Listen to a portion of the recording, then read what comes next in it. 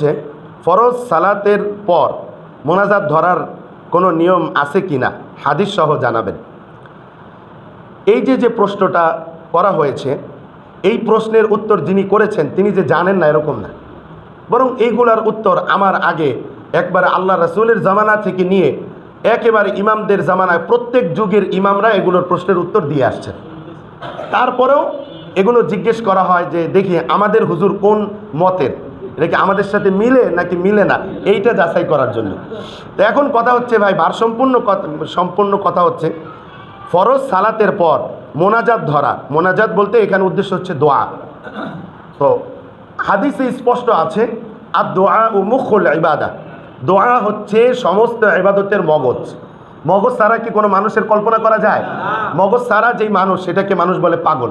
তো যেই ইবাদতে দোয়া থাকে না ওটাও ওরকম মগজ ছাড়া ইবাদত হয়ে যায়। এজন্য হাদিসের মধ্যে স্পষ্ট আল্লাহ রাসূল সাল্লাল্লাহু আলাইহি ওয়াসাল্লাম বলেছেন, এক সাহাবী জিজ্ঞেস করেছেন আইয়ু দুআই আসমা, যে কোন দোয়া আল্লাহ তাআলার কাছে বেশি প্রিয় এবং তাড়াতাড়ি কবুল হয়।